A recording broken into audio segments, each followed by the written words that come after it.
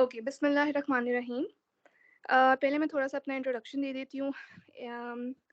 सबसे पहले तो आप लोगों को का बहुत-बहुत थैंक यू कि आप लोग आए और डरे नहीं। थोड़े पार्टिसिपेंट्स देख के आप लोग भागे नहीं, क्योंकि इनिशियली स्टार्ट में few people joined in but then बेचारे भाग गए। But I am glad that you guys stayed. A little introduction. I am Aisha Aslam. I am a final year student at Lahore Medical and Dental College.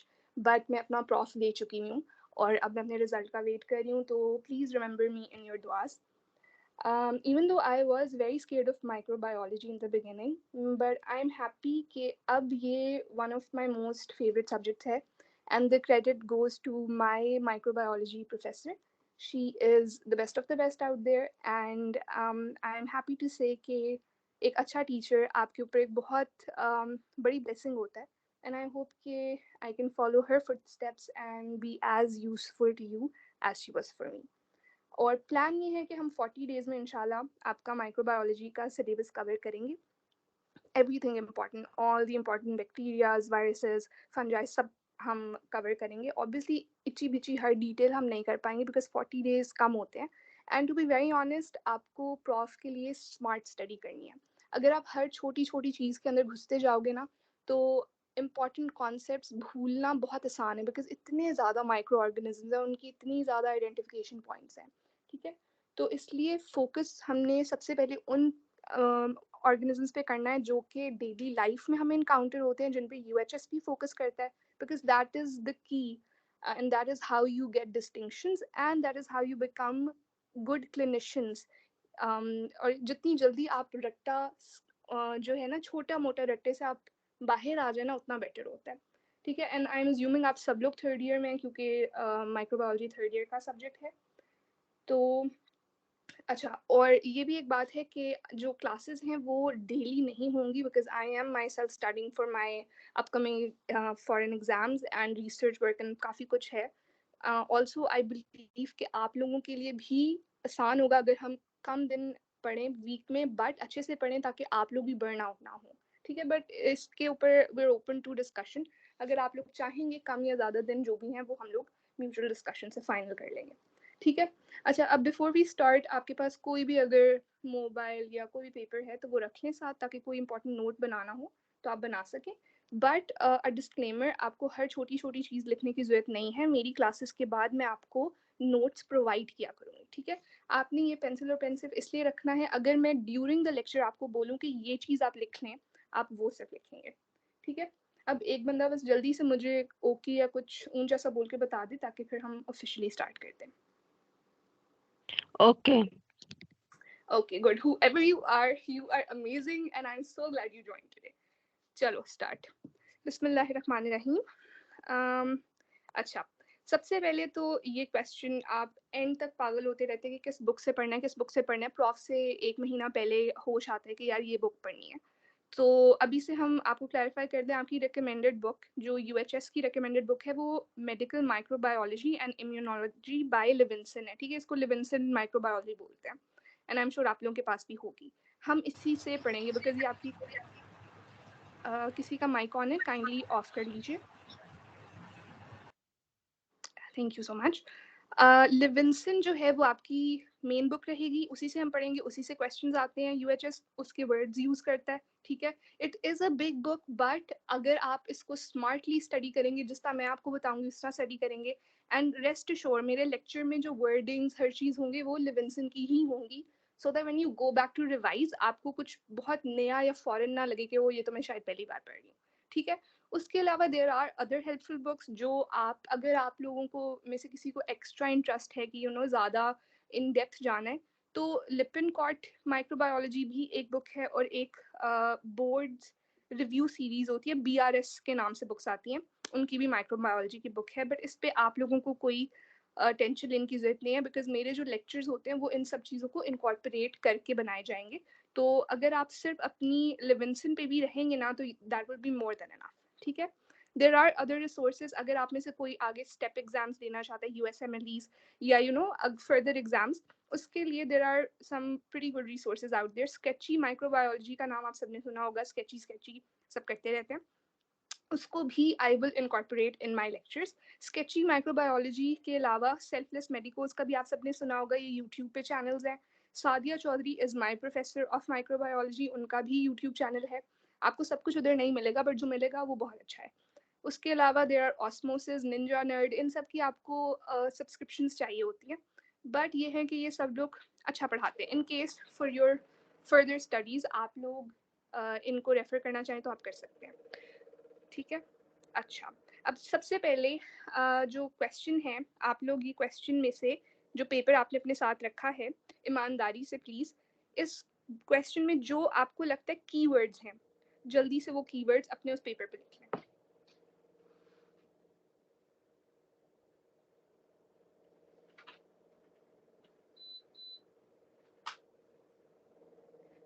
ठीक है।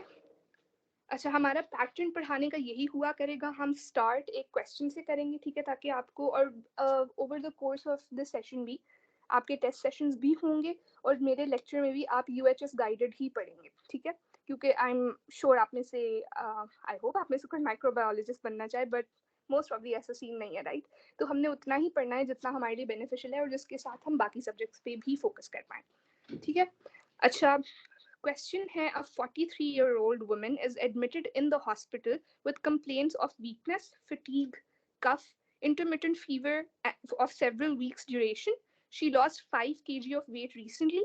Acid fast staining of sputum sample was positive. ठीक है, UHS की question या किसी भी exam में आपने सबसे पहले ये सोचने के लिए कि ये मुझे आता है या नहीं, उससे पहले आपने क्या करना है कि आपने उस क्वेश्चन के की वर्ड्स को मार्क कर लेना, ठीक है। इस क्वेश्चन के कीवर्ड्स हैं उस औरत की एज, ठीक है, जेंडर यूजुअली देखना चाहिए, हॉस्पिटल में एडमिट हो गई है, इसका मतलब है काफ़ी बुरा सीन है, ठीक है। फिर हम उसकी कंप्लेंट्स पे जाते हैं, उसको वीकनेस है, फिटीग है, कफ है, इंटरमिटेंट फीवर है, सेवरल वीक्स ड्यूरेशन का, ये एक बहुत इंपॉर्टेंट पॉइंट है, ठीक है।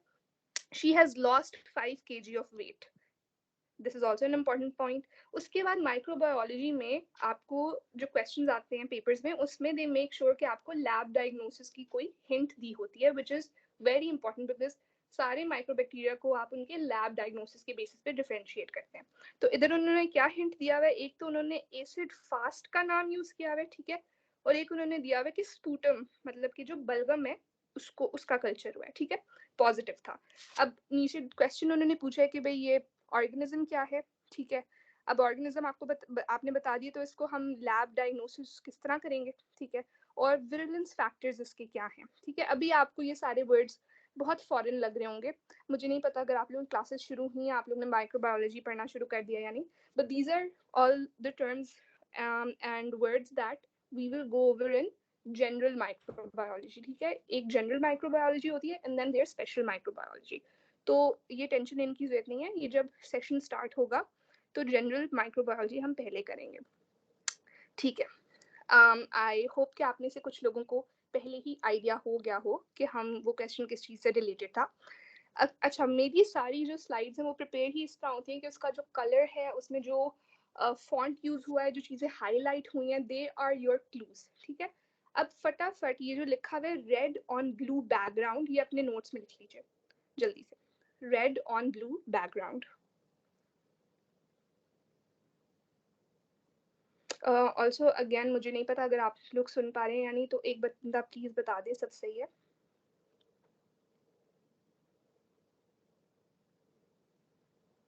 जी ठीक है। ओके, अब रेड ऑन ब्लू बैकग्राउंड आप लोग ने लिख लिया। हमारा आज का टॉपिक है माइकोबैक्टीरियम ट्यूबरकुलोसिस, ठीक है। अब अपने साथ ही जो पेज है जिसपे आपने रेड ऑन ब्लू बैकग्राउंड लिखा है, उस ब्रैकेट में लिख दे एल एम और एन, ठीक है। ABCD में LMNOP आता है ना, उस तरह LMN, these are important things जो हम बाद में डिस्कस करेंगे, ठीक है। अच्छा, ये जो अटेंशन प्लीज का साइन है, ये मेरी स्लाइड्स पे हुआ करेगा। जिन स्लाइड्स पे ये साइन है, इसका मतलब है कि यहाँ पर आपकी एक्स्ट्रा एक्स्ट्रा अटेंशन की मुझे ज़रूरत है। ये पैटर्न जो है ना, ये स्टैंडर्ड पैटर्न है। इसी पैटर्न में आपकी बुक ने भी पैराग्राफ्स लिखे हुए हैं, इसी पैटर्न में आप ये याद भी करेंगे माइक्रो ऑर्गेनिजम्स, और इसी पैटर्न के ऊपर आपके पेपर्स भी आते हैं, ठीक है। कोई भी माइक्रो ऑर्गेनिज्म होगा, हम उसको थ्रू आउट द कोर्स इस पैटर्न इन आर्ट हेडिंग्स के अंदर पढ़ेंगे कि वो ऑर्गेनिज्म डिजीज क्या कॉज करता है, उसके कैरेक्टरिस्टिक्स क्या हैं जो उसको दूसरे माइक्रो ऑर्गेनिज्म से डिफरेंशिएट करते हैं, हैबिटेट कहाँ वो रहता है ऑर्गेनिजम्स, और डिजीज ट्रांसमिट कैसे करता है, पैथोजेनेसिस इज इम्पॉर्टेंट, इसमें क्वेश्चंस आते हैं। क्लिनिकल फाइंडिंग्स आपको पता होनी चाहिए ताकि आप सिनेरियो से निकाल सकें कि अच्छा ये माइक्रो ऑर्गेनिज्म है क्योंकि ये क्लिनिकल फाइंडिंग्स दी हुई हैं, ठीक है। Lab diagnosis very important. The entire microbiology is based on this one aspect कि lab diagnosis आपको कितने अच्छे आते हैं, ठीक है। ट्रीटमेंट जो है वो इतनी इंपॉर्टेंट नहीं होती माइक्रोबायोलॉजी में, it's more important in pharmacology जो आप करके आ चुके हैं, बट आपको ट्रीटमेंट आनी चाहिए। और प्रिवेंशन तो आई एम श्योर हम हर चीज़ की लिख लेते हैं अनलेस किसी चीज़ की कोई स्पेशल प्रिवेंशन हो, ठीक है। ओके अच्छा, माइक्रोबैक्टीरिया जो है ना, माइक्रोबैक्टीरिया 3 टाइप्स के होते हैं, ठीक है। एक माइक्रोबैक्टीरियम ट्यूबरकुलोसिस है, फिर आते हैं एटिपिकल माइक्रोबैक्टीरिया, और फिर होता है माइक्रोबैक्टीरियम लेप्रा। जो बाकी दो हैं वो भी हम आज नहीं कवर करेंगे, we will only focus on mycobacterium tuberculosis. अच्छा, अब आपने जो है ना ये देखना है कि माइक्रोबायोलॉजी जो है ना उर्दू में तो लिखी हुई नहीं है कि हमें फटाफट समझ आ जाए कि भाई क्या लफ्ज़ है, ठीक है। बट अगर हम हर माइक्रो ऑर्गेनिज्म के नेम को ब्रेक डाउन करें ना तो उस माइक्रो ऑर्गेनिज्म के बारे में बड़ा कुछ पता चल जाता है।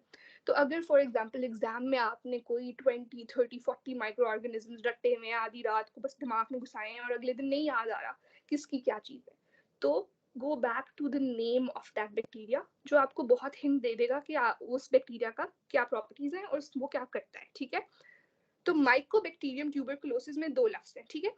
अब माइकोबैक्टीरिया हमें हिंट देता है माइकोलिक एसिड, ठीक है। माइकोलिक एसिड है, लिखा हुआ एसिड है बट ये है एक लिपिड, ठीक है। लॉन्ग चेन फैटी एसिड है माइकोलिक एसिड, जो कि माइकोबैक्टीरियम ट्यूबरकुलोसिस की सेल वॉल में पाया जाता है।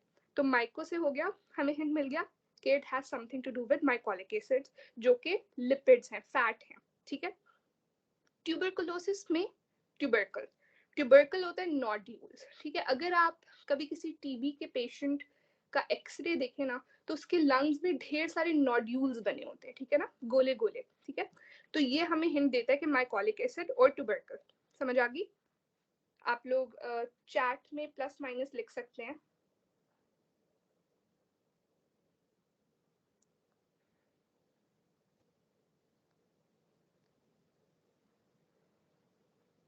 गाइस बाकी लोग सो रहे हैं क्या?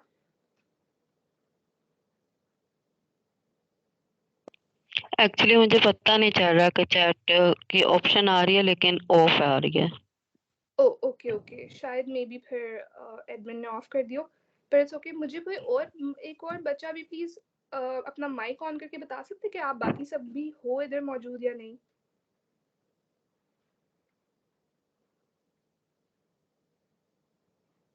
साजिद, हफ्सा, आयशा, आप में जी से जी कोई? मैम।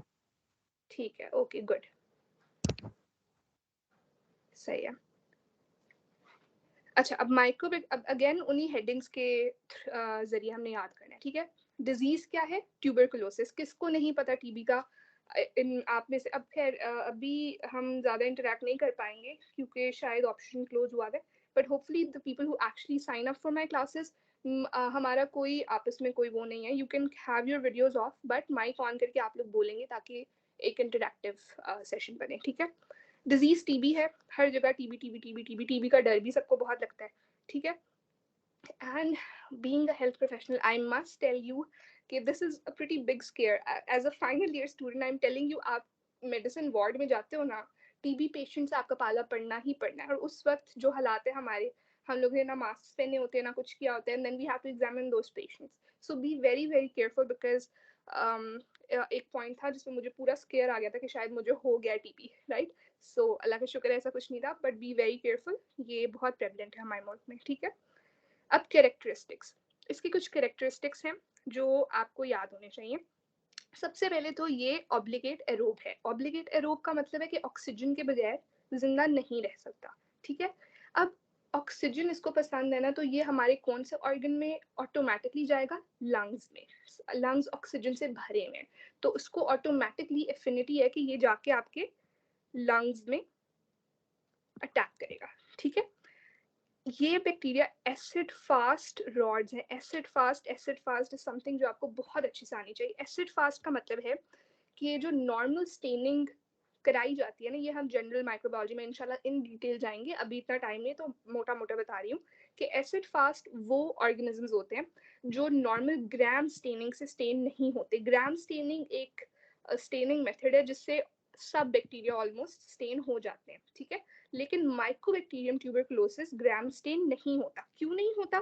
क्योंकि उसके अंदर हाई लिपिड कंटेंट होता है, जो कि हम ऑलरेडी डिस्कस कर चुके हैं। उसमें लिपिड्स एक माइकोलिक एसिड है और एक वैक्स डी है। ये दोनों लिपिड्स जो हैं उसकी सेल वॉल को इम्परमिएबल कर देती है नॉर्मल स्टेन से। तो अगर आगे जाके भी हम ये कॉन्सेप्ट करेंगे, समटाइम्स अगर डॉक्टर के दिमाग में टीबी ना होना तो वो नॉर्मल लैब डायग्नोसिस लिख देता है, नॉर्मल स्टेनिंग प्रोसीजर्स लिख देता है, और वो सारे नेगेटिव आ जाते हैं और आप सोचते हो इस पेशेंट को तो कुछ है ही नहीं। असल में उस पेशेंट को टीबी होता है जो नॉर्मल स्टेनिंग पे नजर ही नहीं आता, ठीक है।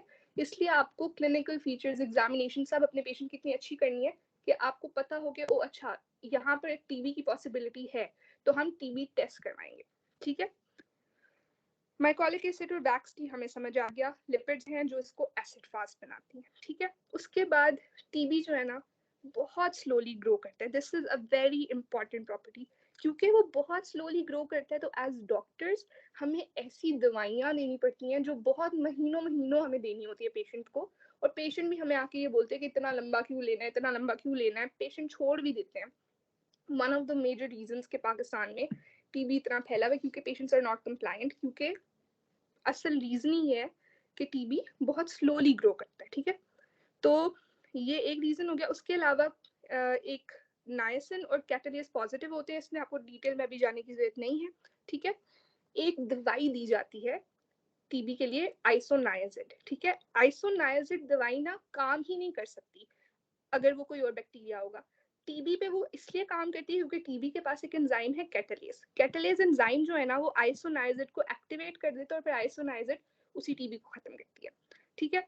उसके अलावा हमने एक चीज अभी डिस्कस की थी कि जो टीबी है उसके पास mycolic acid, wax D, lipids होती हैं। लिपिड्स के अलावा प्रोटीन्स भी होती हैं, ठीक है। जो प्रोटीन्स होती हैं ना, प्रोटीन्स और वैक्स जब कंबाइन होती है ना तो वो डिलेड हाइपर सेंसिटिविटी रिएक्शन करती हैं। इस पूरे, अगर माइक्रोबैक्टीरियम टीबी को आपने उसकी पैथोजेनेसिस को समराइज करना है ना तो उसके लिए ये वर्ड है, डिलेड हाइपर सेंसिटिविटी रिएक्शन, जिसको हम आगे जाके डिस्कस करते हैं, ठीक है। समझ आ गई? टीबी को ऑक्सीजन बहुत पसंद है, इसीलिए वो लंग्स में जाके अटैक करता है। टीबी के पास लिपिड्स और प्रोटीन्स होती हैं जो कि इसकी कैरेक्टरिस्टिक्स प्रॉपर्टीज हैं, ठीक है। और माइकोलिक एसिड और ट्यूबरकल दो पॉइंट्स हैं जो हमने याद रखने हैं। अब माइक्रो हैबिटेट हम ऑलरेडी डिस्कस कर चुके हैं, उसको ह्यूमन लंग्स पसंद है, ठीक है। ट्रांसमिशन कैसे होती है? रेस्पिरेटरी ड्रॉपलेट्स के थ्रू होती है। जब पेशेंट खांसी करता है तो उसका जो स्पूटम निकलता है बाहर, रेस्पिरेटरी ड्रॉपलेट्स निकलते हैं, उनके अंदर ट्यूबरकल बैसिलाई होते हैं, ठीक है। और वो अगले बंदे को जाके फिर इन्फेक्ट कर देता है। रीएक्टिवेशन का कॉन्सेप्ट बहुत इंपॉर्टेंट है, आपको आना चाहिए। टीबी में एक कॉन्सेप्ट ऑफ रीएक्टिवेशन है। हर बंदा जो इन्फेक्ट होगा जरूरी नहीं है कि उसको टीबी हो जाए, ठीक है। मोस्ट हम टीबी प्रेवलेंट एरिया में रहते हैं और ऐसा हो ही नहीं सकता कि हम में से किसी को टीबी एक्सपोजर ना हुआ हो लाइफ में अभी तक, ठीक है। But because we have a good immune system, because हम लोगों को बीसीजी वैक्सीन लगी हुई है, तो हमारा सिस्टम उसको क्लियर आउट कर लेता है, ठीक है। लेकिन देर आर पीपल, अभी भी हम सब के अंदर कहीं ना कहीं टीबी जो है dormant, there is a possibility कि पड़ा हो, लेटेंट पड़ा हुआ है, वो एक्टिव नहीं है क्योंकि हमारी इम्यूनिटी अच्छी है। बट रीएक्टिवेशन कब होती है? जब कोई मैल नरिश्ड बंदा हो, जिसकी इम्यूनिटी कम हो, इम्यूनो कॉम्प्रोमाइज कोई भी अगर इंसान होगा, तो उसके अंदर बाकी इन्फेक्शन के भी चांसेस बढ़ जाते हैं, और अगर टीबी लेटेंट पड़ा हुआ है वो भी एक्टिवेट हो जाते हैं, ठीक है। बाकी पुअर हाउसिंग, पुअर इम्यूनिटी, ये सारी चीजें, ये सारे फैक्टर्स टीबी की रीएक्टिवेशन को प्रमोट करते हैं। अच्छा, पैथोजेनेसिस। माइक्रोबायोलॉजी में एक चीज यूज होती है, विरुलेंस। विरुलेंस का मतलब है कि ये बैक्टीरिया कितना ताकतवर है, ठीक है। विरुलेंस फैक्टर्स हर ऑर्गेनिज्म के पास होते हैं, चाहे वो वायरस हो, जो भी हो, ठीक है। और वो विरुलेंस फैक्टर्स आपको याद करने हैं क्योंकि वही उस बैक्टीरिया को या माइक्रो ऑर्गेनिज्म को ताकतवर बनाते हैं, ठीक है। और ये आप अभी स्टार लगा के अपने नोट्स में लिखते हैं, जहां पर भी जिस भी बुक में आपको विरुलेंस फैक्टर्स नजर आए ना, वो आपको हर हाल में याद करने हैं, क्योंकि विरुलेंस फैक्टर्स पे आपका क्वेश्चन आता है, ठीक है।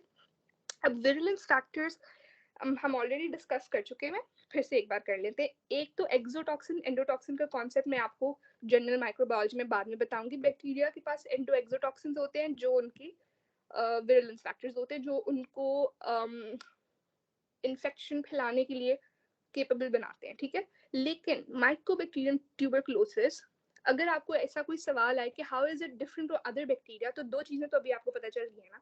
नंबर वन कि वो नॉर्मल स्टेनिंग से स्टेन नहीं होते, ठीक है। नंबर टू, उनके पास एक्सोटॉक्सिन एंडोटॉक्सिन नहीं है। तो फिर उनके पास क्या है, हमने ऑलरेडी डिस्कस किया, उनके पास लिपिड्स हैं, फैट्स, और उनके पास प्रोटीन्स है, ठीक है। लिपिड्स में माइकोलिक एसिड हम डिस्कस कर चुके हैं, वैक्स डी डिस्कस कर चुके हैं। Mycolic acid long chain fatty acids होती हैं जो कि उस माइक्रो ऑर्गेनिज्म को एसिड फास्ट ऑर्गेनिज्म बनाते हैं, नॉर्मल डाई को पेनिट्रेट नहीं करने देते, और हमें उसको अलग स्पेशल स्टेनिंग करनी पड़ती है जो हम आगे डिस्कस करेंगे। वैक्स डी हमने डिस्कस कर लिया कि जब वैक्स डी और प्रोटीन्स आपस में कंबाइन होते हैं तो ये डिलेड हाइपर सेंसिटिविटी रिएक्शन करते हैं, जिसकी वजह से ये माइक्रो ऑर्गेनिज्म अपना पैथोजेनेसिस करता है। उसके अलावा दो और नाम आपको याद रखने हैं, वो है फॉस्फेटिडाइड्स और कॉर्ड फैक्टर, ठीक है। फॉस्फेटिडाइड्स क्या करता है, केशियस नेक्रोसिस करवाता है, ठीक है। आप अभी हम आगे पढ़ेंगे कि टीबी में ग्रैन्युलोमास बनते हैं, और ग्रैन्युलोमास के बीच का जो एरिया होता है वो चीजी मटेरियल, उसको केशियस नेक्रोसिस बोलते हैं। तो फॉस्फेटिडाइड्स वो केशियस नेक्रोसिस कराते हैं। फिर एक फैक्टर है कॉर्ड फैक्टर, ठीक है। इसका अगर आपको नाम याद रह जाए तो ठीक है, वरना कॉर्ड फैक्टर भी मोर देन इनफ है। ट्राईहेलोस डाइमाइकोलेट उसका नाम है, ठीक है। अब ये कॉर्ड फैक्टर क्या करते हैं, ये बहुत इंपॉर्टेंट विरुलेंट फैक्टर है टीबी का। जिन सबके पास नहीं होता, लेकिन जिन टीबी किसी का माइक ऑन हो गया, प्लीज काइंडली ऑफ कर दें। अब जो टीबी जो है जिनके पास कॉर्ड फैक्टर है ना, एक टीबी है जिसके पास कॉर्ड फैक्टर है, एक टीबी है जिसके पास कॉर्ड फैक्टर नहीं है। जिस टीबी के पास कॉर्ड फैक्टर नहीं है ना, वो लेस विरुलेंट है, वो लेस इन्फेक्टिव है, ठीक है। जिस टीबी के पास कॉर्ड फैक्टर है वो ज्यादा स्केरी है, उसकी इन्फेक्टिविटी ज्यादा है, ठीक है। और कॉर्ड फैक्टर अगर आप लोग कोई इंटरेस्टेड है तो साइड अपने नोट्स पे स्टार बना के लिख दें, सर्पेंटाइन पैटर्न, ठीक है। सर्पेंटाइन पैटर्न आप अपने फ्री वक्त में देखिएगा। सर्पेंटाइन, सर्पेंट मतलब सांप। तो जिन टीबी के पास कॉर्ड फैक्टर होता है ना, उनको हम अगर स्टेनिंग में देखें ना, तो वो सांप की तरह का पैटर्न आ रहा होता है। तो वो सर्पेंटाइन पैटर्न देख के पता चल जाता है कि इसके पास कॉर्ड फैक्टर है, तो ये डेंजरस वाला टीबी है, ठीक है। ये हो गया जी हमारा मेन विरुलेंस फैक्टर्स। अब मोटा मोटा पैथोजेनेसिस क्या है, कि जब टीबी हमारे लंग्स में जाता है ना, तो वो हमारे मैक्रोफेजेस को इन्फेक्ट करता है, ठीक है। मैक्रोफेजेस का तो सबको पता है ना। अब मैक्रोफेजेस के अंदर जाके ना ये सर्वाइव कर पाते हैं। कैसे सर्वाइव करते हैं, आप लोगों ने पढ़ा होगा कि फेगोलाइसोसोम फ्यूजन होती है हमारी बॉडी में, और ये जो लाइसोसोम है इसके पास डिस्ट्रक्टिव एंजाइम्स होते हैं जो कि फिर जो भी फॉरेन माइक्रो ऑर्गेनिज्म आता है उसको तबाह कर देते हैं। बट टीबी के विरुलेंस फैक्टर्स की वजह से टीबी जो है वो ये फेगोसोम लाइसोसोम फ्यूजन नहीं होने देता। तो जब ये नहीं होता ना, तो वो सर्वाइव कर जाता है, ठीक है। मैक्रोफेजेस जो कि फेगोलाइसोसोम फ्यूजन के जरिए मारते हैं माइक्रो ऑर्गेनिजम्स को, टीबी उन्हीं मैक्रोफेजेस के अंदर जाके सर्वाइव करना शुरू कर देता है, ठीक है। ये इसका पैथोजेनेसिस है। अब इसकी टू टाइप्स ऑफ लीजन्स पूछी जाती हैं कि टीबी की लीजन्स बताएं क्या होते हैं। दो होते हैं, एक एक्सिडेटिव लीजन और एक ग्रैनुलोमेटस लीजन। एक्सिडेट आपको पता है किसको बोलते हैं, एक्सिडेट। ट्रांजिडेट और एक्सिडेट का डिफरेंस तो आप लोग ने पैथोलॉजी में पढ़ा होगा ना। एक्सिडेट जो थोड़ा पसी लिक्विड होता है उसको एक्सिडेट बोलते हैं। इसकी जो साइंटिफिक चीजें हैं वो हम अगेन जनरल माइक्रोबायोलॉजी में दोनों के डिफरेंसेस करेंगे। अगर आप में से कोई इंटरेस्टेड है तो वो बुक में जाके टेबल देखिएगा, एक्सुडेटिव वर्सेस ट्रांसुडेटिव आपको मिल जाएगा, या तो रॉबिन्स पैथोलॉजी में होगा, ठीक है, आपको इंटरनेट से भी मिल जाएगा। अब एक्सुडेटिव लीजन को डिस्क्राइब करने को वो कहते हैं, तो हम उन बताते हैं कि ये इनिशियल एक्यूट इन्फ्लेमेटरी रिस्पॉन्स है, ठीक है। इसमें लंग्स में होता है chiefly at the initial site, और इस लीजन ये जो इन्फ्लेमेटरी रिस्पॉन्स आए ना, इसके साथ अगर ड्रेनिंग लिम्फ नोड्स भी इन्वॉल्व हो जाएं तो उसको हम गॉन्स कॉम्प्लेक्स बोल देते हैं, ठीक है। और ये जो एक्यूट इन्फ्लेमेटरी रिस्पॉन्स है ना, इसको हम क्या बोलते हैं जी, गॉन्स फोकस, ठीक है। ये जल्दी से मैं जरा आपको एक्सप्लेन कर दूँ। गॉन फोकस हमने कर लिया। सबसे इनिशियल इन्फ्लेमेशन जो हो रही है ना टीबी के साथ, ये गोला से जो बना हुआ है, ये गॉन फोकस है।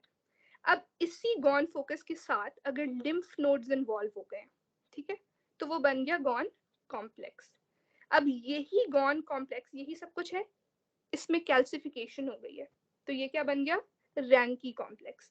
ये बहुत इंपॉर्टेंट आपका एक कॉन्सेप्ट है जो आपको आगे यूएसएमएलईज वगैरह में भी पूछा जाता है, ठीक है। Ghon focus complex, Ranke complex, सिर्फ basic lesion, lymph node involve हो गए, कैल्सिफाई हो गए, ठीक है। तो एक्सुडेटिव लीजन का आपको पता चल गया। फिर है ग्रैन्युलोमेटस लीजन्स, जिसमें आपकी ग्रैन्युलोमास बनते हैं। ग्रैन्युलोमास भी साइड पे स्टार मार के लिख लें, जाके ग्रैन्युलोमा देख लीजिएगा। आई एम प्रीटी श्योर आप लोगों ने पैथोलॉजी में ग्रैन्युलोमास पढ़े होंगे क्या होता है, but just in case as a revision, they have a central area of giant cells, जिसके बीच में आपको जो भी टीबी बेसिल है वो मिलते हैं, और जोन ऑफ एपिथेलॉइड सेल्स होते हैं, ठीक है। ये ग्रैन्युलोमा है। माइक्रोबायोलॉजी में तो नहीं पूछेंगे आपसे ग्रैन्युलोमा क्या होता है, बट पैथोलॉजी में क्वेश्चन आता है, बल्कि ग्रैन्युलोमा ड्रॉ करने को भी आ जाता है। तो ये इंपॉर्टेंट पॉइंट है। 2 लीजन्स का हमें पता चल गया।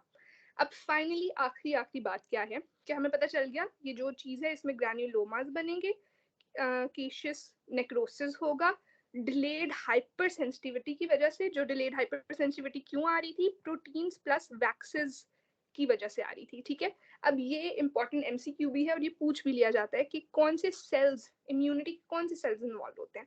CD4 पॉजिटिव टी सेल्स और मैक्रोफेजेस इन्वॉल्व होते हैं। मैक्रोफेजेस तो पहले पढ़ लिया ना। CD4 पॉजिटिव सी सेल्स की टाइप आपने याद रखनी है, TH1 टाइप होती है, ठीक है, TH1। ये आप अपने नोट्स में साइड पे स्टार मार के। अब एक कॉन्सेप्ट वैसे ही आपको बता रही हूँ, ये आई डोंट थिंक पेपर में पूछा जाता है, बट हाँ वाइवा में पूछ सकते हैं आपसे। प्राइमरी और सेकेंडरी टीबी का क्या डिफरेंस है। प्राइमरी टीबी होता है कि किसी ऐसे बंदे के अंदर माइक्रोबैक्टीरियम टीबी जो है ना घुस जाए, जो जिसके अंदर पहले कभी जिसको टीबी का एक्सपोजर नहीं था, ठीक है, जिसमें और जिसको कभी वैक्सीन भी नहीं लगी हुई। तो पहली बार जब माइक्रोबैक्टीरिया आपके अंदर जाएगा ना और इन्फेक्शन करेगा, तो वो प्राइमरी टीबी होगा, ठीक है। और प्राइमरी टीबी आपका अगेन लंग्स को ज्यादा फेवर करता है। सेकेंडरी टीबी यही प्राइमरी टीबी अगर किसी के अंदर चला जाए लेकिन इन्फेक्शन ना कॉज करे और डॉर्मेंट बैठ जाए, ठीक है, और बाद में जब उस बंदे की इम्यूनिटी लो होती है तो वो रीएक्टिवेट हो जाए, उसको सेकेंडरी टीबी बोलते हैं, ठीक है। It is known as reactivation TB या पोस्ट प्राइमरी टीबी। प्राइमरी के बाद होगा, मतलब एक्सपोजर उस बंदे को टीबी से पहले था, लेकिन वो पहले इन्फेक्ट नहीं हुआ, अब जाके इन्फेक्ट हुआ है, ठीक है। और ये रीएक्टिवेशन भी दिस कैन टेक ईयर्स और इवन डेकेड्स। अब ये एक पॉइंट मैं आपको अभी बता देती हूँ, आप स्टार लगा के लिख लें साइड पे, ये फाइनल ईयर के हिसाब से एक बड़ा इंपॉर्टेंट पॉइंट है। आप पीडियाट्रिक्स में पढ़ेंगे, जो छोटे बच्चे होते हैं ना, उनको मीजल्स बड़े कॉमनली होता है, ठीक है। मीजल्स जो है ना, वो आपका टीबी को रीएक्टिवेट करा देता है। वो इम्यूनिटी इतनी लो कराता है कि अगर किसी बच्चे को पहले टीबी डॉर्मेंट पड़ा हो ना उसके अंदर, तो उसको टीबी हो जाता है, ठीक है। तो ये एक बहुत इंपॉर्टेंट पॉइंट है जो आप लिख लें, जो आपको क्लिनिकल सेटिंग्स में भी बड़ा हेल्प करेगा, ठीक है। पैथोजेनेसिस हमने कर लिया जी। छोटी सी समरी अगर आपको देना चाहे तो आपने क्या बताना है पैथोजेनेसिस में कि भाई ये इसके विरुलेंट फैक्टर्स हैं, ठीक है। ये मैक्रोफेजेस के अंदर घुस के फेगोसोम लाइसोसोम फ्यूजन नहीं होने दे रहे, ठीक है। लीजन्स 2 तरह की बना देते हैं, और जो सेल्स इन्वॉल्व है वो CD4 positive TH1 helper cells और मैक्रोफेजेस है, और 2 टाइप्स की हो सकती है, प्राइमरी सेकेंडरी, ठीक है। एक पॉइंट जो यहाँ पर लिखा हुआ है उसको मैं दोबारा से आपको पढ़ के बता दूं, suppression of cell mediated immunity increases risk of reactivation and dissemination. ये हम पहले भी एक second, just a second, I think somebody secondary TB को बता दें कहीं, ठीक है। ये किसने पूछा है क्वेश्चन, हफ्सा। अच्छा हफ्सा, प्राइमरी टीबी तो समझ आ गया ना, सेकेंडरी टीबी के ये पैराग्राफ पढ़ो, ठीक है। It occurs when the latent infection becomes active due to weakened immune system. This reactivation can happen years or even after decades after the initial infection. Latent infection से confuse नहीं हो, latent का मतलब ये है, मैंने ना वो पिक्चर नहीं रखी, रख लेनी चाहिए थी, आपकी बुक में बड़ी अच्छी पिक्चर बनी है, ठीक है। उसमें जैसे फॉर एग्जांपल ये लंग है ना, ठीक है, उसमें उन्होंने आगे दिखाया है कि प्राइमरी इन्फेक्शन है, ठीक है, प्राइमरी इन्फेक्शन या तो ठीक हो जाएगी, बंदे को कुछ होगा ही नहीं, या वो फैल जाएगी, ठीक है ना, और प्राइमरी टीबी कर देगी, ठीक है, और ये लंग्स में भी, लंग्स ही इन्वॉल्व है, ठीक है। समटाइम्स यही प्राइमरी टीबी लंग से फैल के बाकी बॉडी में भी जा सकता है, ठीक है। लेकिन जो पेशेंट्स ऐसे थे जिनमें ये टीबी जो था एक्टिव नहीं था, ठीक है, इन्फेक्ट हुआ है वो बंदा, लेकिन इस टीबी ने कुछ नहीं किया, उन लोगों को क्लिनिकल फीचर्स कुछ नहीं आए, वो बीमार नहीं हुए, लेकिन टीबी जो है ना जाके कहीं उनकी बॉडी में बैठ गया, मोस्ट प्रॉब्ली लंग्स में बैठ गया, ठीक है। अब ये जो बैठा है ना डोरमेंट है, डिजीज नहीं कॉज करा, पर जैसे ही ये पेशेंट जो है उसको कोई भी बीमारी, उसको कैंसर हो गया, ठीक है, उसको उसकी इम्यूनिटी डाउन हुई, उसको डायबिटीज हो गई, ये सारी इम्यूनो कॉम्प्रोमाइज स्टेट्स हैं, ठीक है, उसको HIV हो गया, ह्यूमन इम्यूनो डेफिशिएंसी वायरस, तो इम्यूनिटी उसकी गिर गई, जैसे ही इम्यूनिटी गिरी तो ये जो डोरमेंट इन्फेक्शन है ना ये एक्टिव हो जाएगा। ये जो डोरमेंट या लेटेंट टीबी एक्टिव होता है ना, ये सेकेंडरी टीबी होता है, ठीक है। लेकिन एज कम्पेयर टू दिस, अगर कोई बंदा है जिसको टीबी ने इन्फेक्ट किया है और उसको इन्फेक्शन हो गई है, उसमें डोरमेंट नहीं गया टीबी, तो ये जो था ये प्राइमरी टीबी है। क्लियर हुआ आप सब?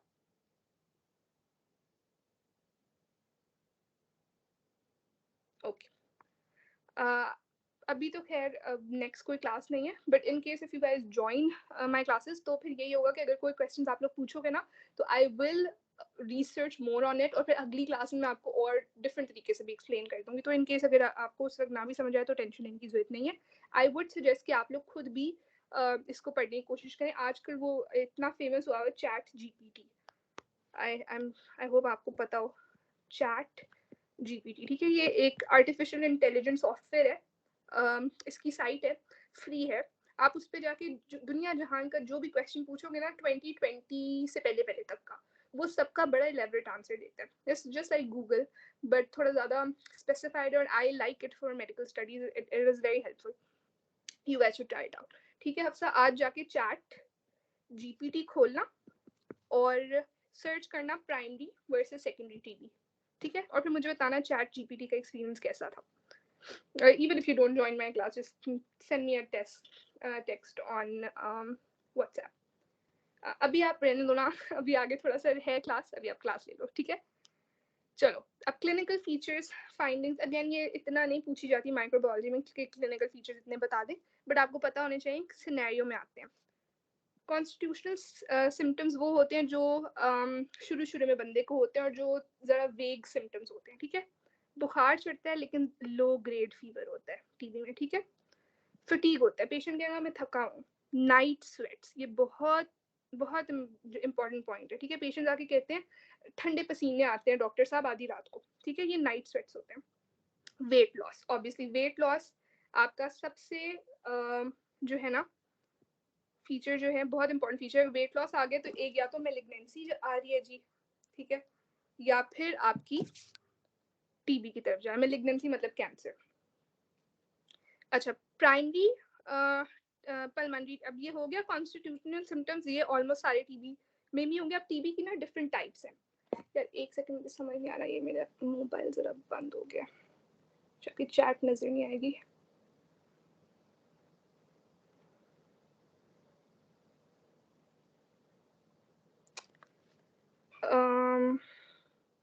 आप लोग में से कोई बोल सकता है कि ये अभी भी चल रहा है ना सेशन, या बंद तो नहीं हो गया?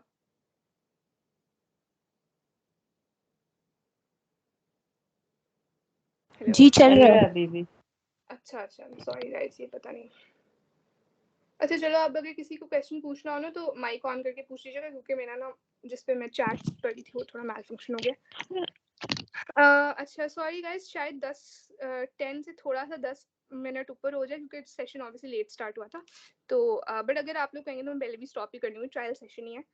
अच्छा, टाइप्स ऑफ टीबी आ जाती है। पल्मोनरी टीबी हमने कर दिया, पल्मोनरी मतलब लंग्स, जो लंग्स को इन्वॉल्व करता है टीबी, उसमें क्या क्या फीचर्स आ सकते हैं? कफ हो सकता है, हेमोप्टेसिस, हेमोप्टेसिस भी बड़ा क्लासिकल फीचर होता है कि भाई खून आ रहा है, बलगम में खून आ रहा है, हेमोप्टेसिस।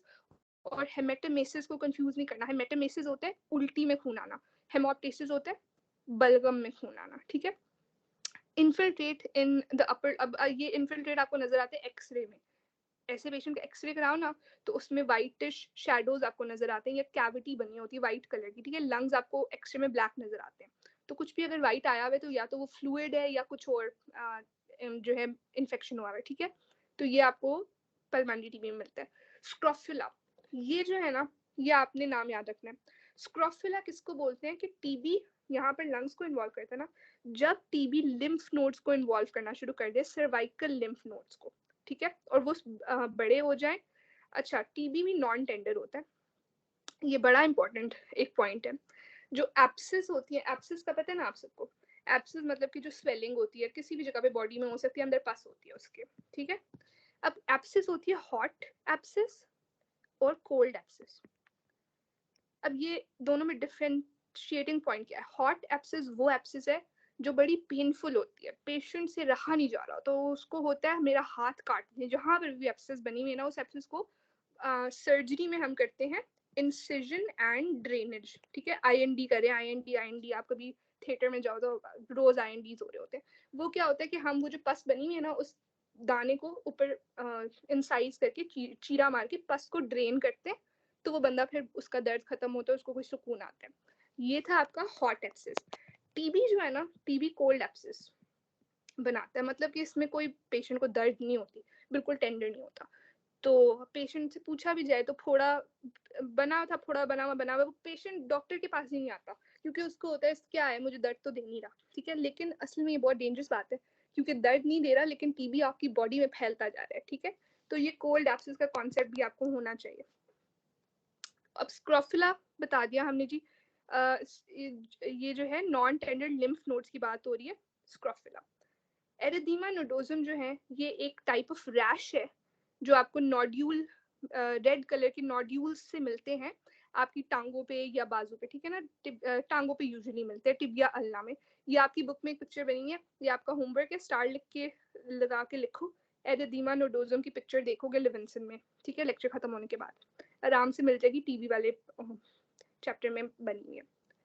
मिलरी टीबी, मिलरी टीबी का कॉन्सेप्ट ही बड़ा इंपॉर्टेंट है। मिलरी टीबी वो टीबी है जो आपकी जो है ना डिसेमिनेट हो जाती है, बॉडी में फैल जाती है, ठीक है। मिलरी वर्ड आता है मिलेट सीड से, ठीक है। ये मिलेट सीड्स है, इनको उर्दू में बोलते हैं बाजरा, ठीक है। अब मिलेट सीड्स की तरह ना पूरे अगर आप चेस्ट एक्सरे देखोगे ना तो ये सारे आप जो छोटे छोटे छोटे छोटे वाइट वाइट दाने नजर आ रहे हैं आप लोगों को, ये सारे छोटे छोटे वाइट दाने, ये सब इस तरह की अपेयरेंस आती है बाजरे के दाने की तरह, जैसे अगर आपने पूरा फैलाया हो, तो इसलिए इसको मिलरी टीबी बोलते हैं। उसके अलावा टीबी मेनिंजाइटिस होता है बहुत, ये भी डेंजरस चीज है, ठीक है, जिसमें आपकी मेनिंजीज दिमाग इन्वॉल्व हो जाता है, इसमें स्टिफ नेक हो जाती है, पेशेंट को उल्टियां आ रही होती हैं, सर दर्द हो रहा होता है। और इसके TB meningitis versus bacterial meningitis एक सवाल आता है, आगे आप जाके पढ़ोगे, ठीक है। अभी थर्ड ईयर में इतना इंपॉर्टेंट नहीं है, शायद मे बी माइक्रो पैथोलॉजी में इंपॉर्टेंट हो। उसके अलावा टीबी ट्यूबरकुलस ऑस्टियोमाइटिस बहुत इंपॉर्टेंट है, अभी इसी वक्त स्टार लगा के अपने नोट्स में लिखें पॉट्स डिजीज। ये आपसे हो ही नहीं सकता, हर जगह आपसे पूछते हैं, वाइवा में आपसे पूछते हैं भी पॉट्स डिजीज क्या है, कुछ भी नहीं है। सिर्फ आपका जो वर्टिब्रल कॉलम है, ठीक है, बैक साइड पे आपका जो वर्टिब्रल कॉलम है, ये जब इन्वॉल्व हो जाता है ना, ये पॉट्स डिजीज होती है, ठीक है। और पेशेंट आते नहीं है वर्टिब्रल कॉलम पे इतना बड़ा स्वेलिंग लेके, जिसका उनको परवाह नहीं थी क्योंकि वो कोल्ड स्वेलिंग थी, उनको दर्द ही नहीं थी, ठीक है। और जब बिल्कुल पेशेंट पतला सूखा होके बिल्कुल खत्म होने वाला हो जाता है ना, फिर वो आते हैं हमारे सेटअप में। तो उनसे पूछो कि भाई ये बाबा जी इतना बड़ा ये आप कब से लेके बैठे हो, तो बड़े साल हो गए, ये वो इसने कभी तंग नहीं किया तो हम आपके पास नहीं आए, ठीक है। ये बड़ा आप सुनोगे आगे आके। उसके अलावा गैस्ट्रो इंटेस्टाइनल टीबी होता है, ठीक है। इसमें अगर आपका जीआई ट्रैक्ट इन्वॉल्व हो जाए, इंपॉर्टेंट पॉइंट याद रखने वाला है, आइलियोसिकल रीजन इन्वॉल्व होता है, ठीक है। कौन सा रीजन? आइलियम और सीकम, जहां पर वो दोनों मिल रहे हैं ना उस जगह पे most probably gastro intestinal TB होता है। सर्जरी में एक क्वेश्चन में वर्ड आता है डोई अपीयरेंस। अगर डोई अपीयरेंस आ रहा है ना, मतलब कि ऐसे जैसे गुंदे हुए आटे जैसी फीलिंग है, आपका सर्जन ने पेशेंट का पेट एग्जामिन किया है, उसने जो स्वेलिंग थी उसको एग्जामिन किया और डोई डोई अपीयरेंस, मतलब जैसे आटा गुंदा हुआ इस तरह की फील आ रही है, तो वो आपको हिंट देता है कि भाई टीबी है शायद, ठीक है, जीआई का टीबी है। रीनल टीबी, रीनल टीबी में क्या होता है? Dysuria, haematuria, flank pain. Dysuria होता है यूरिन में आपका ब्लड है, पेशाब में खून आना, डिसयूरिया होता है दर्द होना, पेशाब के दौरान आपको दर्द हो रहा है। हिमचूरिया, हीम इज ब्लड, हिमचूरिया मतलब खून आना पेशाब में। फ्लैंक पे आपको यहाँ पर किडनी जहाँ पर फ्लैंक्स में होती है वहां पर दर्द होती है, ठीक है। ये एक और पॉइंट स्टार लगा के अपने नोट्स में लिखे, स्टेराइल पायोयूरिया। स्टेराइल पायोयूरिया का पायोयूरिया मतलब कि यूरिन में पस आ रही है। पस क्या होती है? Essentially white blood cells. Urine में व्हाइट ब्लड सेल्स या पस आ रही है, लेकिन वो स्टेराइल है। स्टेराइल का मतलब है कि जब उनका कल्चर कराएंगे ना तो कुछ भी नहीं आएगा। क्यों कुछ नहीं आएगा? अब आप लोगों को अच्छा खासा हमने पढ़ लिया कि ये नॉर्मल कल्चर मीडिया पे टीबी नहीं नजर आता, ठीक है, वो स्पेशल स्टेनिंग से नजर आता है।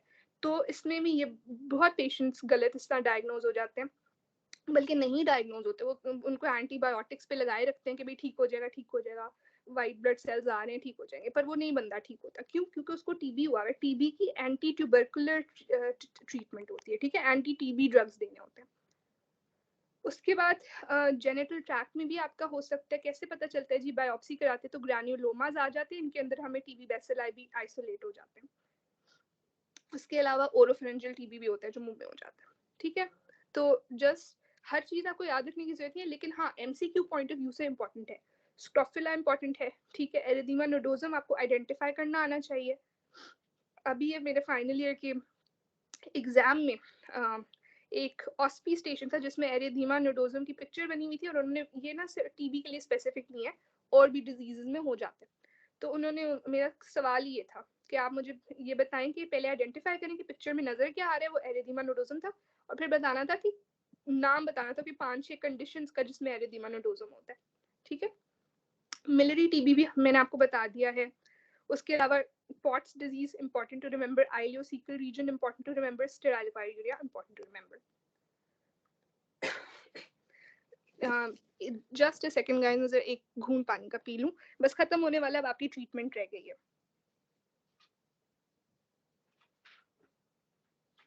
आप लोग मेरे साथ हैं तो एक बंदा बता दे प्लीज।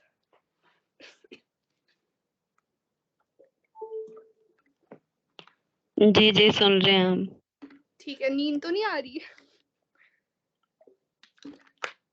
एम ए फजूल में तुम लोग को एक्स्ट्रा क्लास नहीं नींद तो आ रही है। बस बस खत्म होने वाला गाइस। अच्छा, इंटेस्टाइनल टीबी जो है ये इंपॉर्टेंट कॉन्सेप्ट है, वाइवा में पूछ लिया करते हैं कि भाई टीबी तो लंग में जा रहा था, इंटेस्टाइन में कैसे पहुंच गया? ठीक है, अब घबराने की जरूरत नहीं है, उस वक्त सबके तोते उड़ जाते हैं, पता नहीं क्या सवाल आ गया। इसका सिंपल सा आंसर ये है, 2 ऑर्गेनिजम्स है, एक माइकोबैक्टीरियम टीबी है, माइकोबैक्टीरिया का ही एक और टाइप होता है माइकोबैक्टीरियम बोविस, ठीक है। बोविस का मतलब है शीप, ठीक है, ये शीप्स में पाया जाता है। एक तो माइकोबैक्टीरियम टीबी है ना जो हमने कह दिया कि लंग्स में जाता है, अगर लंग्स से बलगम आया, ठीक है, और आपने स्वॉलो कर लिया, आपने अंदर ले लिया जीआई में, ठीक है, कफ अप करके आपने लंग्स का जो टीबी था खा लिया, उससे आपको इंटेस्टाइनल टीबी हो सकता है। वन पॉसिबिलिटी ये है। दूसरी पॉसिबिलिटी ये है कि एक ऐसी शीप, ठीक है, या काउ जिसको माइकोबैक्टीरियम बोविस ने इन्फेक्ट किया हुआ था, उसका आप दूध पी लो, ठीक है, मिल्क, और वो मिल्क अनपेस्चराइज्ड हो, तो उस अनपेस्चराइज्ड मिल्क के थ्रू भी आपको टीबी हो जाएगा इंटेस्टाइनल, ठीक है, बट ऑब्वियसली उसका ऑर्गेनिज्म माइकोबैक्टीरियम बोविस होगा, नॉट एमटीबी। अच्छा, जल्दी से स्टार लगा के अपनी कॉपी में लिख लें ये जो लिखा हुआ है, immune reconstitution inflammatory syndrome, IRIS, इतना इंपॉर्टेंट नहीं है, लेकिन आई जस्ट वांट, आपकी बुक में मेंशन है, इंटरेस्टिंग कॉन्सेप्ट, आप स्टार लगा के लिख लें कि आप इसको बाद में देखेंगे कि बुक में कि ये क्या है, ठीक है, ये मैं आपको नहीं बताऊंगी, this is your homework. IRIS in a TB patient, ठीक है। अच्छा, लैब डायग्नोसिस करने का तरीका ये होता है कि हम बताते हैं कि माइक्रोस्कोप के नीचे कैसा नजर आया, कल्चर मीडिया में कैसा नजर आया, और उसके अदर टेस्ट क्या थे, ठीक है, ये भी जनरल माइक्रोबायोलॉजी में इंशाल्लाह करेंगे। माइक्रोस्कोपी में सबसे इंपॉर्टेंट, आपने अब हमने पहले पढ़ लिया ना कि भाई ग्राम स्टेन तो नहीं होगा ये, ठीक है, क्योंकि ये एसिड फास्ट बैक्टीरिया है, इसके पास माइकोलिक एसिड है, तो ये कैसे फिर स्टेन होगा? ZN स्टेनिंग से। काफी बच्चों को ये जील नेल्सन स्टेन का नाम जो है स्पेलिंग्स नहीं याद होती, तो गलत स्पेलिंग्स लिखने के बजाय प्रेफरेबल है कि आप ZN लिखते हैं, ठीक है। ZN स्टेनिंग करते हैं ना तो हमें एसिड फास्ट बेसिलाई नजर आते हैं as red rods on a blue background. अगर आपको याद हो तो सबसे पहले मैंने आपको एक सेंटेंस लिखवाया था, रेड ऑन ब्लू बैकग्राउंड, ये नहीं भूलना। Red rods on blue background आपको किस में नजर आएंगी? ज़ेडेनस्टीन में, ठीक है। उसके अलावा अगर किसी को डिस्टिंक्शन का शौक है तो नाम याद रख लो। ऑरामीन रोडामीन स्टेन होता है, फ्लोरेसेंस माइक्रोस्कोप में नजर आता है, पर नहीं भी याद रहेगा तो इम्पोर्टेंट नहीं है। जेडन बहुत इंपॉर्टेंट है, ये आप भूल ही नहीं सकते। जेडन का जहां नाम आए ना, आंखें बंद करके टीबी, आंसर टीबी है।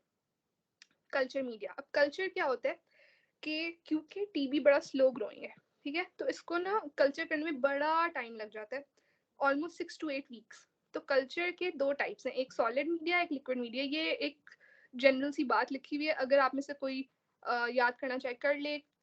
जो भी कल्चर्स होते हैं उनको थोड़ा प्रिपेयर करना पड़ता है ना, तो जो बलगम लेते हैं या स्पूटम सैंपल्स, उनको they are first treated with sodium hydroxide and N acetyl cysteine, ठीक है। इससे क्या होता है कि एक तो बाकी अगर कोई बैक्टीरिया या कोई गंद उधर होगा ऑर्गेनिजम्स, तो वो खत्म हो जाते हैं और सिर्फ टीबी बच जाता है, और फिर बाद में हम उसको ना आराम से जो है उसको ये जो कल्चर मीडिया उस पर हम ग्रो कर सकते हैं। सॉलिड मीडिया और लिक्विड मीडिया दो टाइप्स हैं। सॉलिड मीडिया जरा स्लो ग्रो करवाते हैं, इसमें एलजे मीडिया, एलजे नाम याद रख लो हर हाल में, ठीक है। ये भी अगेन वही बात है, लोवेंस्टन जेंसन मीडिया, अगर आपको नहीं स्पेलिंग्स याद, इट्स ओके, एलजे मीडिया लिख दो, बट एलजे मीडिया और ज़ेडेनस्टीनिंग का नाम हर हाल में आपने याद रखना है। ये this is the essence of आज का लेक्चर, ठीक है। और एलजे मीडिया पे आपको कैसी कॉलोनीज नजर आती हैं? रफ, टफ एंड बफ। ये नाम याद रखना भी बहुत इंपॉर्टेंट है, रफ, टफ एंड बफ। मैं आपको आगे जाके बताती हूँ। किसी को again for distinction holders, Middlebrook agar भी एक होता है जो हम यूज कर सकते हैं, अगर किसी ने याद रखने रख ले, नहीं तो LJ media is more than enough. Liquid culture media, अब नए जमाने के साथ इनोवेशन हुई है, लिक्विड कल्चर मीडिया आ गया है, उसको बोलते हैं बेक्टेक रैपिड कल्चर सिस्टम्स।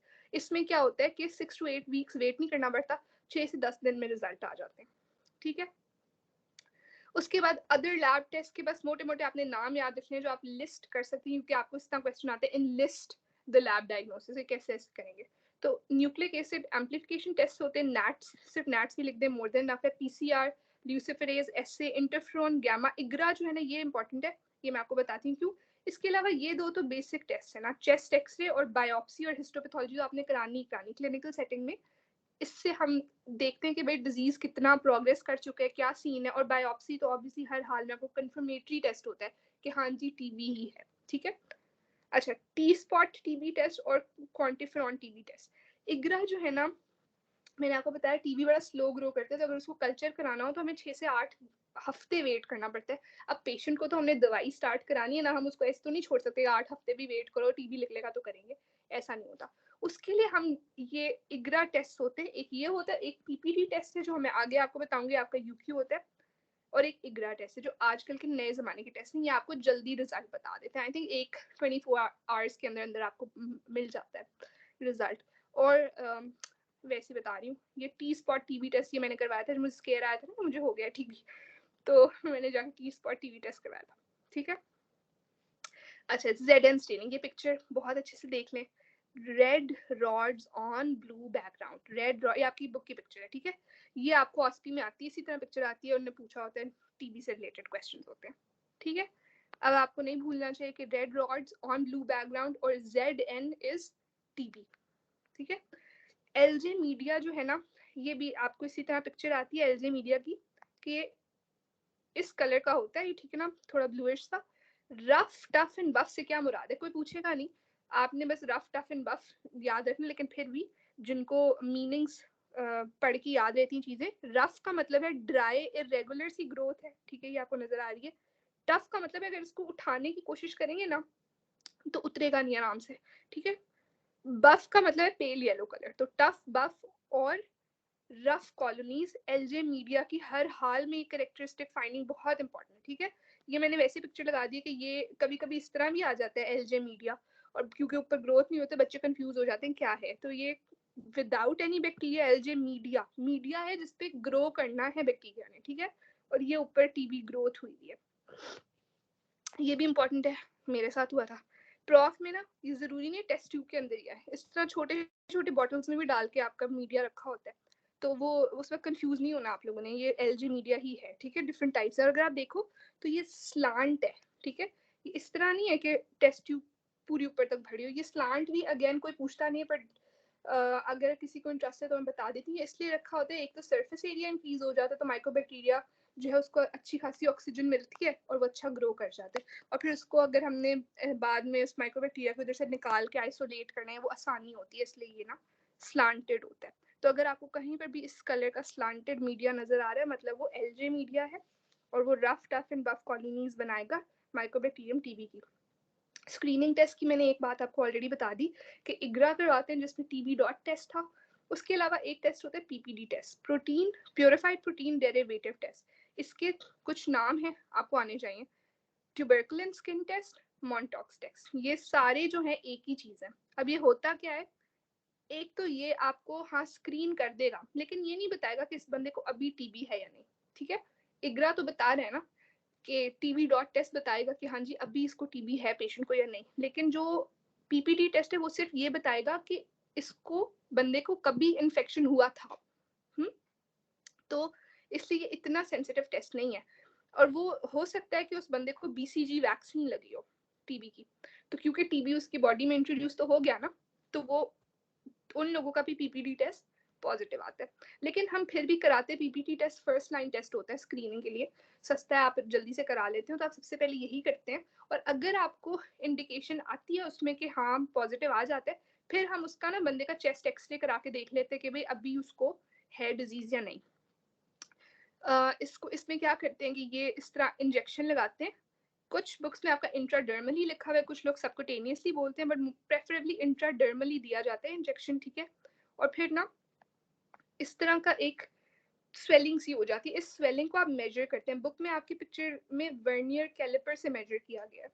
ठीक है, और ये इंपॉर्टेंट पॉइंट है, याद रखें कि आपने ना कितना मोटा हुआ है, कितना थिक हुआ है, आपने वो मेजर करना है, सिर्फ रेडनेस नहीं देखनी। कि हो सकता है कि थिकनेस सिर्फ इतनी हो और रेडनेस यहाँ यहाँ तक हो, लेकिन आपने मेजर सिर्फ थिकनेस करनी है। अगेन ये थोड़ा सा इंपॉर्टेंट पॉइंट है, आया तो नहीं था प्रॉफ में, बट ये है कि आपको पता हो तो इम्पोर्टेंट है। हर बंदे में पॉजिटिव ना डिफरेंट आता है। ठीक है, जरूरी नहीं है कि सबका 5 मिलीमीटर ही आए तो हम पॉजिटिव लेंगे। तो ये आपसे आप मेंशन करते हैं पीपीडी में कि greater than 5 millimetre, greater than 10 millimetre, greater than 15 millimetre का क्या डिफरेंस है। Are you guys with me?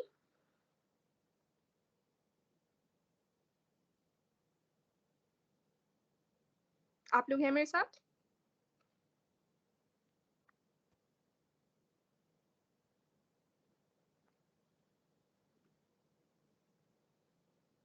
Guys किसी को कोई आपको मेरी आवाज आ रही है तो प्लीज कोई बता दे।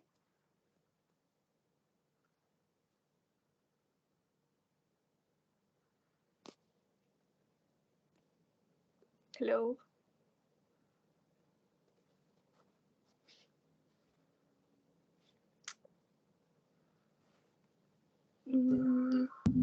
ओके साजिद ने यस बोला। अच्छा गाइस, ट्रायल क्लास ही थी तो आप लोग बता दो आप लोग ने कंप्लीट करना है या नहीं, क्योंकि इसके बाद बस आपका ट्रीटमेंट और प्रिवेंशन रह गई है। तो आप बता दें, वरना फिर हम इधर भी खत्म कर सकते हैं, क्योंकि आपने सिर्फ यही देखना था ना कि मेरे पढ़ाने का स्टाइल कैसा है। तो please do you want me to continue या बस बस कर दें?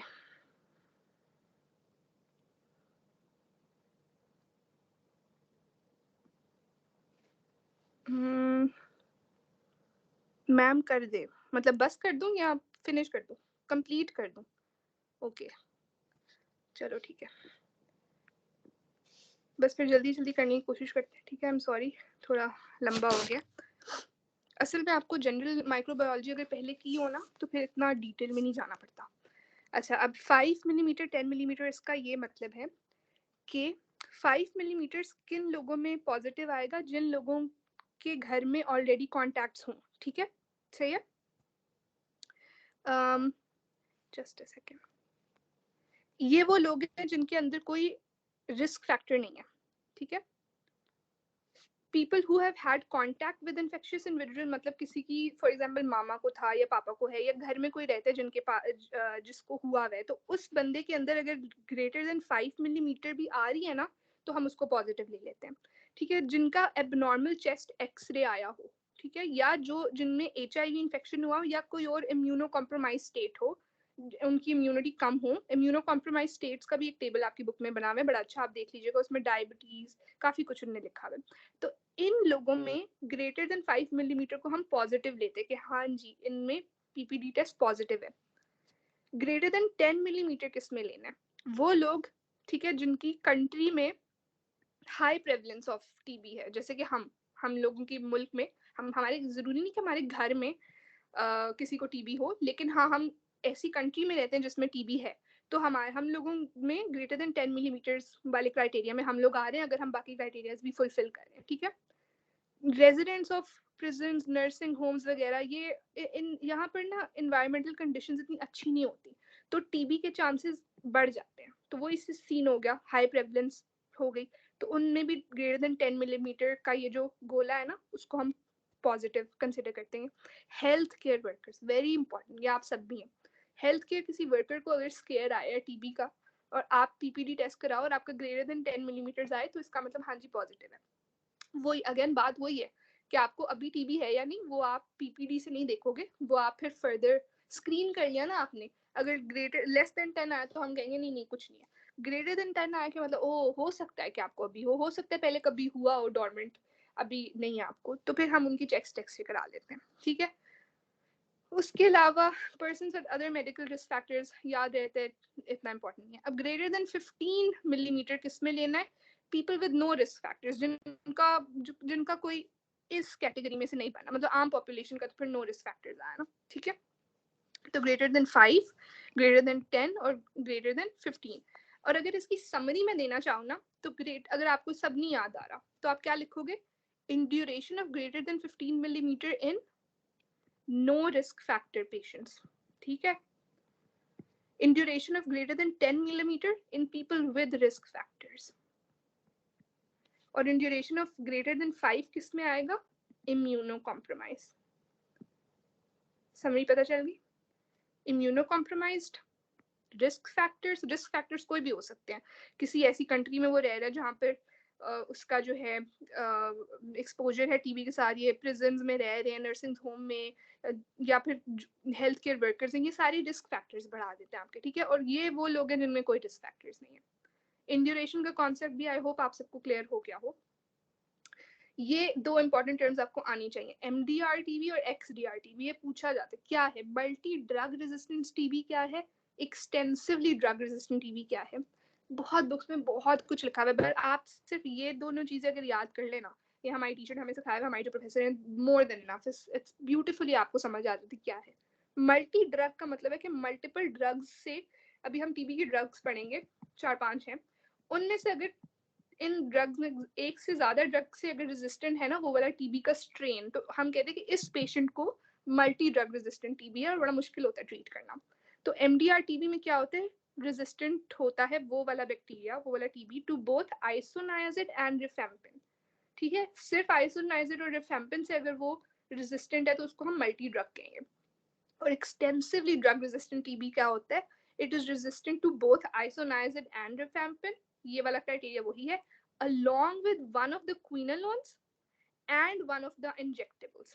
क्विनोलोन की एग्जांपल ufloxacin है, इंजेक्टेबल की एग्जांपल एमिकासिन है, याद रहती है नहीं रहती है डजंट मैटर, बट आपने ये जरूर लिखना है कि आइसोनाइजिड rifampicin along with one of the quinolones and one of the injectables, चार चीजें जब होती हैं तो वो एक्सटेंसिवली ड्रग रेजिस्टेंट होता है, ठीक है। ये दोनों होगी ट्रीटमेंट, बड़ी लॉन्ग टर्म ट्रीटमेंट है, हम ऑलरेडी डिस्कस कर चुके हैं कि भाई इनकी स्लो ग्रोथ होती है, ठीक है, तो उन सबको मारने में, खत्म करने में टाइम लग जाता है, ठीक है। यूजुअली 6 to 9 मंथ्स होते हैं। 6 मंथ्स की जो ट्रीटमेंट की ड्यूरेशन है ना, वो इस तरह डिवाइडेड है, ठीक है। कैसे हमने 6 मंथ्स पूरे करने, 2 मंथ फिर 4 मंथ। इनिशियली हमें पता चला कि इस बंदे को टीबी हुआ है, ठीक है, उसको और कोई अभी मसला नहीं, सिर्फ टीबी अभी डायग्नोज हुआ कि इसको टीबी हुआ है, ठीक है।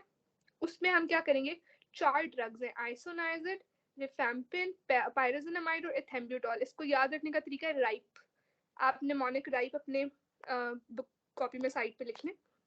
रिफेम्पिन, आइसोनाइजिड, पायरोसिनामाइड, एथेम्ब्यूटॉल, ये चारों ड्रग्स इनिशियल ट्रीटमेंट में आप 2 महीने देंगे, ठीक है। 2 महीने के बाद पायराजिनामाइड और एथेम्ब्यूटॉल निकल जाएगी, सिर्फ आइसोनाइजिड और रिफैम्पिन रह जाएगी, जिनको आप फर्दर 4 महीने चलाएंगे। तो 2+4 कितने हो गए? 6 मंथ्स का कोर्स हो गया। ठीक है, एक ये ट्रीटमेंट है।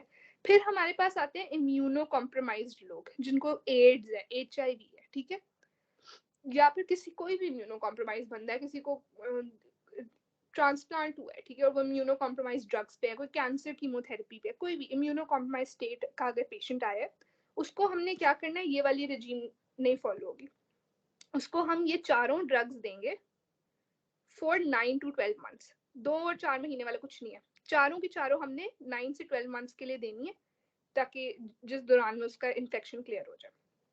लेटेंट टीबी, ठीक है, लेटेंट टीबी वो है जो ऑब्वियसली पेशेंट को इन्फेक्शन नहीं दे रहा, लेकिन आपकी बॉडी में पड़ा हुआ और आपका टीबी टेस्ट पॉजिटिव आ गया और आपको पता चल गया कि हाँ जी लेटेंट कहीं पड़ा हुआ है टीबी। तो उसमें हम क्या करते हैं, उसमें कोई और ड्रग नहीं देनी, बस आइसोनायाजिड, ठीक है, सिर्फ आइसोनायाजिड 6 से 9 महीने के लिए हम देते हैं। आजकल कुछ लोग जो कहते हैं कि भी बहुत लंबा है, उनको हम 3 महीने का अगर हमने कोर्स करना हो तो नायाजिड प्लस रिफापेंटिन को रिफेम्पिन के साथ कंफ्यूज ना करिएगा प्लीज, ये दोनों हम 3 मंथ्स के लिए दे देते हैं। ठीक है, अगेन माइक्रोबायोलॉजी में इतना डिटेल में ट्रीटमेंट नहीं पूछा जाता, मेडिसिन में आगे आपसे पूछा जाएगा फाइनल ईयर में, लेकिन आपको पता होना चाहिए कि ये ड्रग्स है, ठीक है, और एटलीस्ट इतना ट्रीटमेंट आपको पता होना चाहिए कि ये ड्रग्स हमने पहले 2 महीने देने हैं और ये दोनों अगले 4 महीने देने हैं, टोटल एटलीस्ट 6 महीने हमने पूरे करने हैं। हमारे मुल्क में कोशिश किया जाता है कि 6 से ज़्यादा ही मंथ्स हम कोर्स करवाएं, क्योंकि हम टीबी प्रेवलेंट एरिया, ठीक है। और अगर लेटेंट का कोई आपसे पूछे कि अगर लेटेंट है किसी को, वो बीमार नहीं है, तो क्या करना है, कुछ नहीं, बस उन्हें बोले आइसोनाइजिड से उसकी आपने थेरेपी करनी है। ठीक है, again this is something for people who are interested in distinctions, या हो सकता है आपके वाइवा में इन डेप्थ इसमें जाके आपसे पूछ लिया जाए कि भाई इतनी लंबी ट्रीटमेंट क्यों दे रहे हैं, हम ऑलरेडी बात कर चुके हैं, स्लो ग्रोथ है ऑर्गेनिज्म की, पर आपकी बुक हमें बताती है कि अगर कोई पेशेंट आया है बीमार होकर, आपने उसको ट्रीटमेंट शुरू कर दिया ना, तो 2 से 3 हफ्ते में वो नॉन इन्फेक्शियस हो जाएगा, मतलब वो किसी और को इन्फेक्शन नहीं फैलाएगा फिर। लेकिन फिर भी तो फिर वो कहते हैं कि भाई 2 से 3 हफ्ते में वो इन्फेक्शन नहीं फैला रहा, तो हम क्यों अभी भी 9 महीने इतनी लंबा क्यों देना हमने। तो उसके ये 4 पॉइंट्स है। एक तो कि ये माइक्रोबैक्टीरियम टीबी जो इंट्रासेल्युलर सेल के अंदर जाके बैठा हुआ है, तो हम चाहते हैं कि उन सारे सेल्स को दवाइयां ढूंढे, उन सारे सेल्स के अंदर से उस को मारे, जिसमें टाइम लगता है। ठीक है, केशियस मटेरियल हमने पीछे डिस्कस किया है कि जो ग्रैन्युलोमा होता है उसके बीच में ग्रैन्युलोमेटस इन्फ्लेमेशन कराता है टीबी, और ये जो ग्रैन्युलोमा केशियस चीजी मटेरियल है ना, ये मुश्किल बना देता है, जो भी आप ड्रग आप यूज करें वो ना अंदर पेनिट्रेट नहीं होने देता ये केशियस नेक्रोसिस। ठीक है, तो अगेन हमें लंबी देर देनी पड़ती है दवाइयाँ कि ये वो जाके अच्छे से मार सकें। Slow growth of organisms already discuss कर लिया है। एक और पॉइंट होता है कि कभी कभी जो टीबी है, सारा टीबी नहीं, कुछ टीबी इनएक्टिव पड़ा होता है अंदर, ठीक है, उसको हम बोलते हैं इनएक्टिव परसिस्टर्स, के भाई ये परसिस्ट कर रहे हैं, इनएक्टिवली पड़े हुए, क्योंकि वो इनएक्टिव होते हैं ना, तो दवाइयाँ इनएक्टिव वालों पे काम नहीं कर पाती। ड्रग्स आपकी सिर्फ एक्टिव जो टीबी पड़ा हुआ है ना, उसको जाके मारती हैं। तो ये कुछ पॉइंट्स हैं, अगर आप लोग आपकी जनरल नॉलेज के लिए मैंने आपको बता दी कि इसलिए हम लंबा कोर्स देते हैं। प्रिवेंशन आपको पता है सबको, BCG वैक्सीन, ये आज तक कभी किसी ने हमसे इतना बड़ा नाम नहीं पूछा, बैसिलस कैलमेटे ग्विरिन इस तरह करके इसका फुल फॉर्म है, बट BCG सब यूज करते हैं। आपको हर हाल में पता होना चाहिए, BCG जैसे ही बच्चा पैदा होता है उसको बर्थ के वक्त ही लगा दिया जाता है। आप सबका BCG का निशान होगा आपके आर्म्स पे, ठीक है, और ये आप देखते हैं हर बच्चे में, हर पेशेंट में जो आता है, टीबी का पेशेंट भी आता है, तो हम उसको देखते हैं कि उसका BCG स्कार है या नहीं। ठीक है, अच्छा, इसमें इंपॉर्टेंट बात याद रखने वाली ये है कि जो BCG वैक्सीन है ना, लाइव है, और इसमें हम माइक्रोबैक्टीरियम टीबी नहीं दे रहे, हम माइक्रोबैक्टीरियम बोविस दे रहे हैं। वैक्सीन का मैकेनिज्म भी हम जनरल माइक्रोबायोलॉजी में पढ़ेंगे।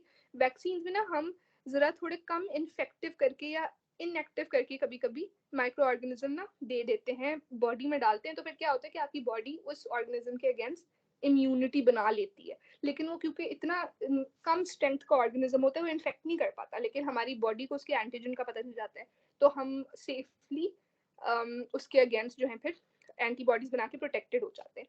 तो लेकिन लाइव तो है ना फिर भी ऑर्गेनिज्म, ये इंपॉर्टेंट बात है कि ये अभी जिंदा माइक्रोबैक्टीरियम बोविस जो हमें पहले हम पढ़ चुके हैं शीप या काउ से अनपैस्चराइज्ड मिल्क से इंटेस्टाइनल टीबी कराते हैं, ये वाला माइक्रोबैक्टीरियम बोविस की स्ट्रेन वैक्सीन में पाई जाती है। ठीक है, उसके अलावा ये कुछ जनरल पॉइंट्स हैं जो आप लिखें, प्रिवेंशन में हर जगह ही आपने लिखनी होती है, पूरी माइक्रोबायोलॉजी में ये सब चीज़ें आ जाती हैं। बेटर हाउसिंग, न्यूट्रिशन, कोई भी पेशेंट अगर आपको मिल गया उसका फॉरन ट्रीटमेंट करें, मास्क पहने क्योंकि ऑब्वियसली रेस्पिरेटरी ड्रॉपलेट से आ रहा है तो पेशेंट को मास्क पहना के रखते हैं, खुद भी आप लोग मास्क पहनते हैं। जो भी हाई रिस्क पेशेंट है उनको आप स्क्रीन करवाएं, ठीक है ना। टीबी किसी घर में क्लोज कॉन्टैक्ट्स हैं, कोई इम्यूनो कॉम्प्रोमाइज है, ठीक है ना, आईवी ड्रग यूजर हैं, या पाकिस्तान में countries with high incidence of TB, हम सब स्क्रीनिंग करवाते हैं। जो हम मैंने अभी आपको बताया पीपीटी से स्क्रीनिंग होती है और एक वो इग्रा से स्क्रीनिंग होती है, TB.टेस्ट, ठीक है, आप करवाएं जो भी आप अफोर्ड कर सकते हैं। और जो मिल्क है उसको पेस्चराइज करें, ठीक है, और जो भी कैटल या जो भी शीप जिसमें आपको पता चल गया माइक्रोबैक्टीरियम बोविस है उसको फिर नहीं आप कंज्यूम नहीं करते, तो उनको फिर आप अवॉइड करते हैं, ठीक है। तो ये आपके कुछ प्रिवेंटेटिव मेजर्स हो गए। BCG वैक्सीन के कुछ इंटरेस्टिंग पॉइंट्स याद रखने वाले ये हैं कि ये आपको पूरी रेजिस्टेंस नहीं देती, मतलब ये नहीं है कि आपने BCG करा ली तो आपको कभी टीबी नहीं होगा, नहीं, ऐसा नहीं होता।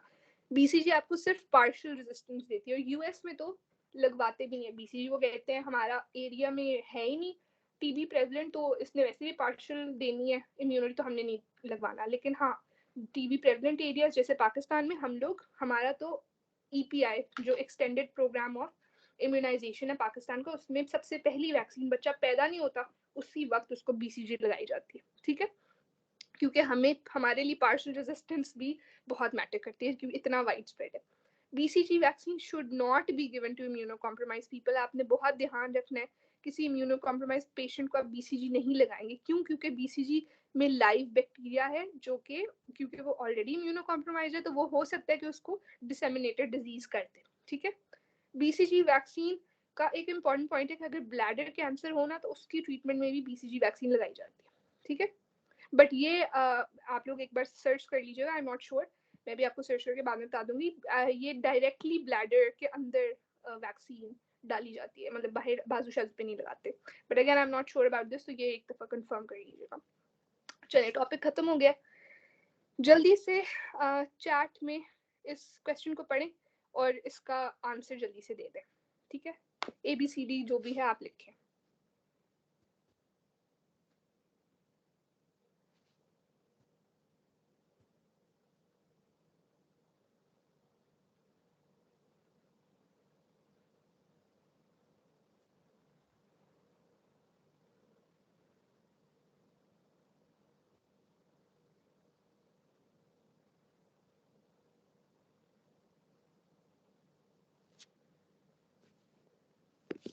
एक सेकंड में सर, तो वापस जाके देखने लगी हूँ आप लोगों ने आंसर्स क्या दिए।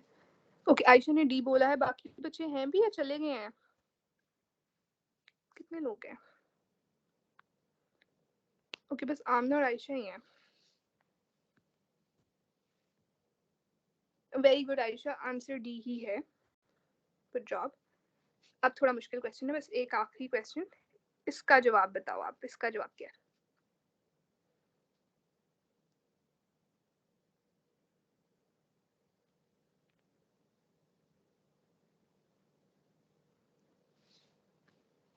सी मैम। अच्छा, दोबारा से सोचो, सी क्यों?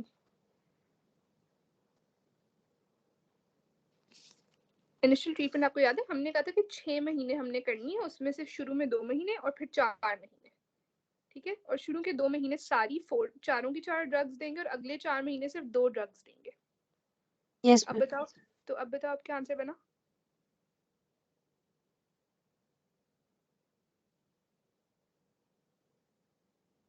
देखो, ये जो आइसोनाइजर और रिफेम्पिन है ये 4 महीने के लिए हम बाद में देंगे, इनिशियल नहीं है, ठीक है। इनिशियल हमने 2 महीने सारी देंगे, चारों, आइसोनाइजर, रिफेम्पिन, इथेम्ब्यूटॉल, पायराजिनामाइड, चारों का 2 महीने का कोर्स इनिशियल खत्म होगा, फिर हम मेंटेनेंस ट्रीटमेंट में जाके आइसोनाइजर और रिफेम्पिन देंगे फॉर 4 मंथ्स ताकि 6 महीने पूरे हो जाए। Make sense? जी। चलो यस गुड। यस। हाँ ठीक है, थोड़ा आई नो कंफ्यूजिंग है, एक दो दफा बुक से भी पढ़ोगे ना तो हल हो जाएगा। अच्छा, अब ये इस चीज का अगर आप लोगों ने पिक्चर लेनी है, स्क्रीनशॉट वगैरह या अपने नोट्स में लिखना है, आपको याद है स्टार्टिंग में मैंने आपको बताया था LMNOP ABCD से LMN याद रखना है। अब इस LMN का एक छोटा सा, अगर आप ना अपने हमेशा जो भी नोट्स बनाओ उसमें सबसे पहले वाले पेज पे ये पॉइंटर्स लिख लें, ताकि जब आप रिवाइज करना है तो आपको फटाफट मोटा मोटा याद आ जाए, अच्छा यही चीज़ें जो आपने करनी है। एल से क्या बनता है, LJ मीडिया, ठीक है, लिविंसन जेंसन मीडिया। M है mycolic acid, granulomas, macrophages, multi drug, ठीक है। और ZN में हम N से हम ZN स्टेन याद रखेंगे। तो ये इंपॉर्टेंट कुछ चीज़ें याद रखने का एक अच्छा तरीका है LMN।